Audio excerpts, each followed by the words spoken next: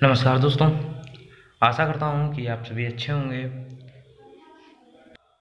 यह विद्युत रसायन चैप्टर का पार्ट 2 है और हम लोगों ने इसमें काफ़ी सारी चीज़ें पढ़ ली थी, जैसे कि इलेक्ट्रोकेमिस्ट्री क्या होती है, विद्युत अपघट्टों के विलयन का चालकत्व क्या होता है, चालकत्व तथा विशिष्ट चालकत्व, यह चालकता किसे कहते हैं, मोलर चालकता किसे कहते हैं, तुल्यांकीय चालकता किसे कहते हैं।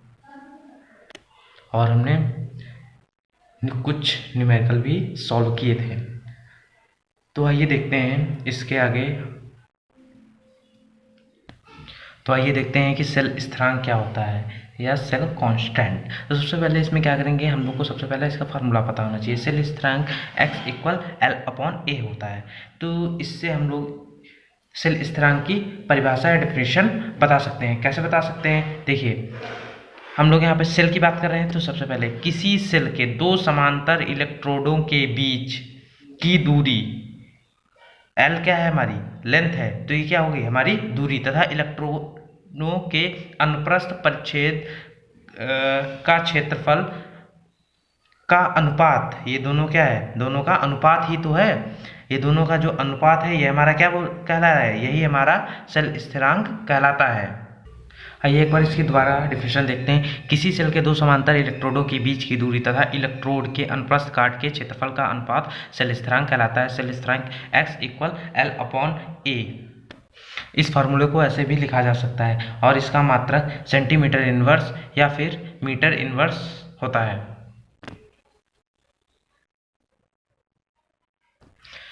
इसके बाद हमारा बहुत ही मोस्ट इम्पॉर्टेंट टॉपिक आता है कोलराउस का नियम। ये इस चैप्टर में सबसे इम्पॉर्टेंट टॉपिक है। काफ़ी सारी बुक्स में ये कोलराउस का नियम काफ़ी ब्रॉड दे रखा है।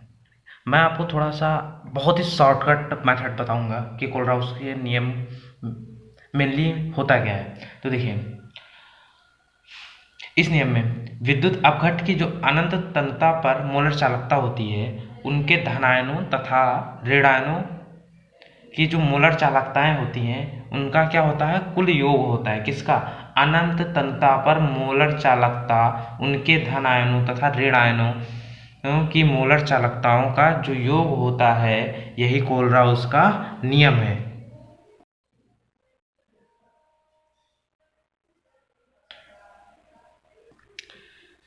इस कोलराउस का फार्मूला होता है lambda infinity m equal lambda positive infinity plus lambda infinity negative होता है।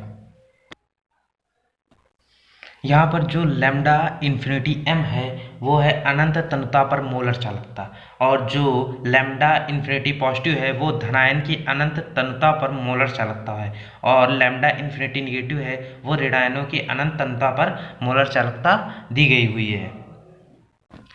चलिए इस नियम को हम लोग एक एग्जाम्पल से समझते हैं। यहाँ पर मैंने HCl ले रखा है, तो HCl को ब्रेक करेंगे तो H plus plus Cl minus में आया है। जहाँ पर पॉजिटिव है वहाँ पर हम लोग H प्लस रखेंगे, और जहाँ पर निगेटिव है, निगेटिव टर्मिनल पर हम लोग क्लोरीन को यानी Cl माइनस को रखेंगे। इसके बाद हम लोग इस लेसन का पार्ट भी पढ़ेंगे, इलेक्ट्रोकेमिस्ट्री, जिसे हम हिंदी में विद्युत रसायन कहते हैं। इसमें सबसे पहले हमारा टॉपिक आता है विद्युत सुचालक तथा विद्युत कुचालक। विद्युत सुचालक क्या होते हैं, जनरली विद्युत सुचालक वे होते हैं जिनमें इलेक्ट्रिसिटी पास होती है, यानी कि लाइट यानी कि विद्युत उसमें से पास हो सकती है, विद्युत सुचालक कहलाते हैं। और यहाँ पे विद्युत कुचालक जिनमें इलेक्ट्रिसिटी नहीं पास होती है, जैसे कि लकड़ी हो गया और आपका प्लास्टिक हो गया आकर, और इसी तरह कई सारे एग्जाम्पल्स हैं।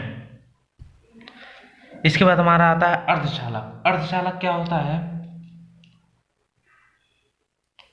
ऐसे पदार्थ जिनमें विद्युत कण सुचालक व कुचालक के बीच होते हैं। क्या, सुचालक व कुचालक के बीच होते हैं, वे पदार्थ क्या कहलाते हैं, अर्धचालक कहलाते हैं।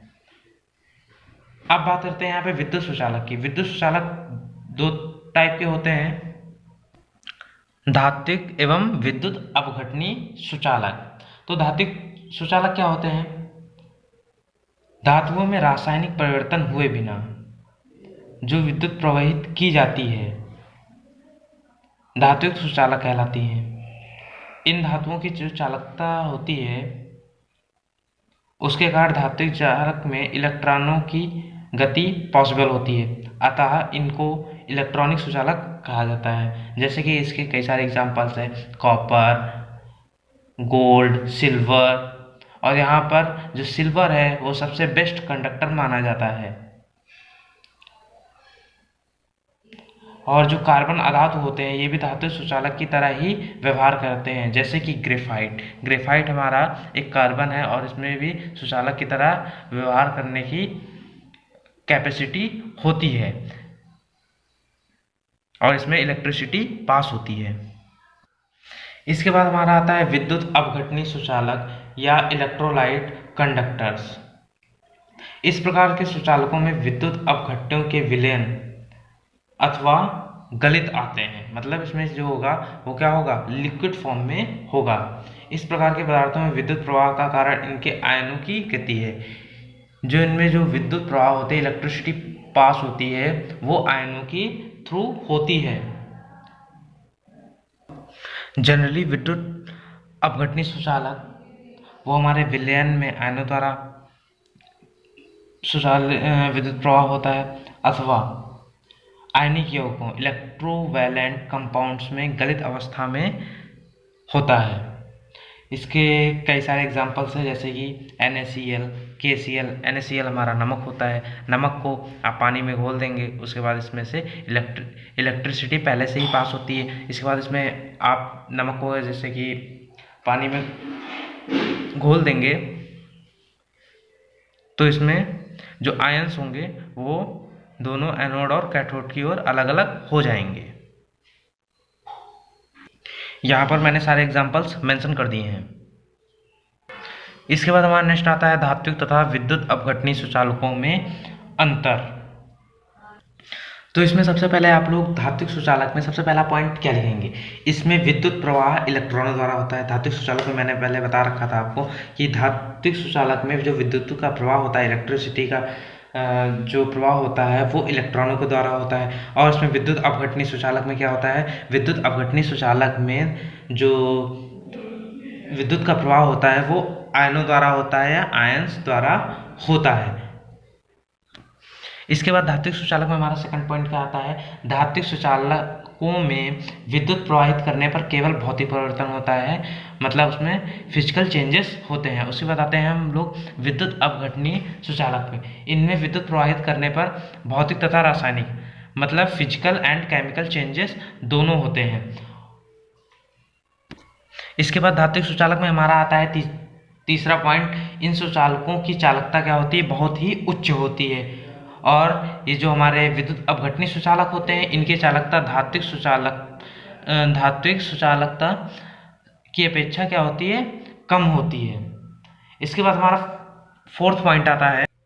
इसके बाद धात्विक सुचालक में फोर्थ पॉइंट क्या आता है, इन सुचालकों की चालकता ताप बढ़ने पर घटती है, अर्थात ताप वृद्धि के साथ इनका जो प्रतिरोध होता है वो बढ़ जाता है। और इसी प्रकार विद्युत अपघटनी सुचालक में फोर्थ पॉइंट क्या होता है, इनकी चालकता ताप बढ़ने पर बढ़ती है, क्योंकि ताप वृद्धि के साथ माध्यम की क्या होती है, जो श्यानता होती है वो घट जाती है। और फिफ्थ पॉइंट हम लोग धात्विक चालक में बात करते हैं। धात्विक सुचालक में इन सुचालकों में विद्युत प्रवाह के फलस्वरूप द्रव्य का स्थानांतरण नहीं होता है, जबकि विद्युत अपघटनी सुचालकों में इनके आयनों के रूप में द्रव्य का प्रवाह होता है। तो ये था हमारा धात्विक तथा विद्युत अपघटनी सुचालकों में अंतर। आशा करता हूँ कि आप सभी को जो भी मैंने आपको टॉपिक्स आज पढ़ाए हैं वो आपको अच्छे से समझ में आ गए होंगे।